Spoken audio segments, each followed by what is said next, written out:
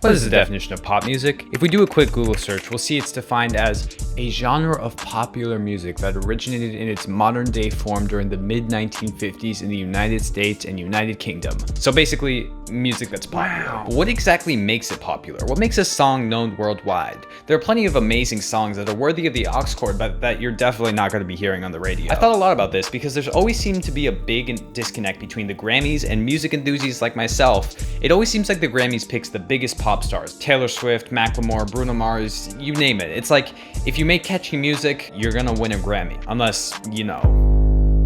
But year after year, there's always seems to be a better candidate for the Grammy. There always seems to be a better artist that has a better album or a better song that should have taken the award, but they just never do. And don't get me wrong, I love a good pop song. You know, I love hearing a song and go, damn bro, that's a banger on the first listen. So today I wanted to dive into what exactly makes a song poppy, what exactly makes it good on the first listen. Now, I did some research for this video, which makes me basically a professional musician. So as a professional musician, you're not allowed to disagree with anything that I say because it's fact. So I did a quick Google search on the internet, which is also never wrong. And it says that apparently the most popular song ever is Wannabe by the Spice Girls. Now, I've never heard the song, so I mean, how could it actually be the most popular if I've never heard it? Me being the professional musician and all, but you know, I decided to give it a shot. I gave it a listen and this is what it was like. All right, here we go.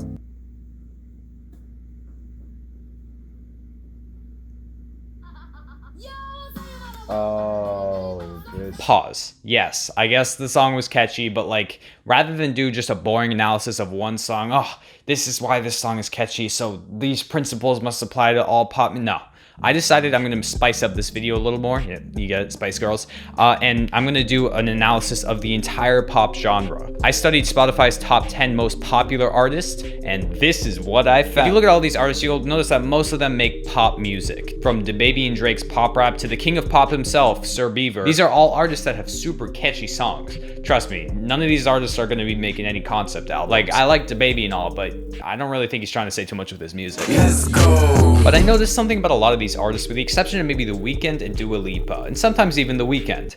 A lot of their songs kind of sound the same. DaBaby always has the same flow, Maroon 5 always has the same vibe, Justin Bieber always has the same delivery. You get the idea. The point I'm trying to make is repetition makes something catchy. And this is something that also has a lot of science to back up. There's a reason most pop songs have a similar structure with hook, first verse, chorus, second verse, chorus, and then outro. That structure is followed every single time. The chorus is supposed to be the thing that gets stuck in your head. You know, it's the thing that you're supposed to be singing for days upon days. So they repeat it once, twice, maybe even 3 times in the song. Even within the chorus themselves, there's repetition. In The Weeknd Starboys, there's that whole ha ha ha ha ha thing, you know?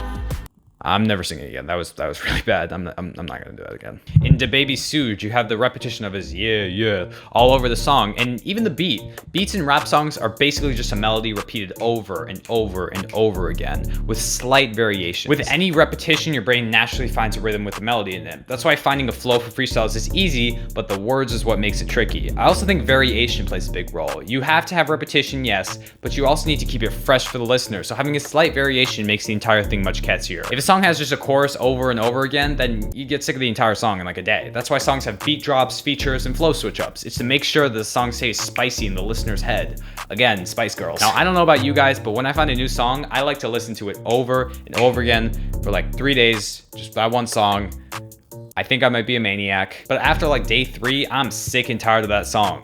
So the first thing I look for is a remix. Remixes are a great way for artists to spice up their songs and make it fresh without having to go all the way back to the drawing board. Some artists even do this for a whole album. When I heard of Denzel Curry's Unlocked 1.5, I screamed out loud in the middle of class. Granted, I was muted in math class, but I still think it'd be funny if someone was in gallery view and just see a kid losing his shit on Zoom.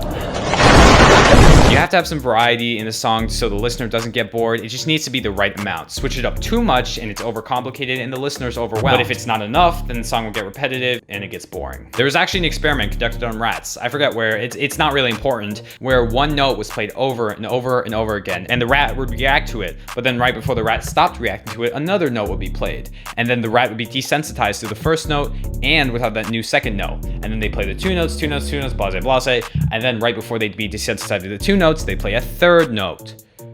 God damn, that is horrific. It's basically just repetition and then variation. So that's the Scientology behind it, but who cares? I'm not the science guy.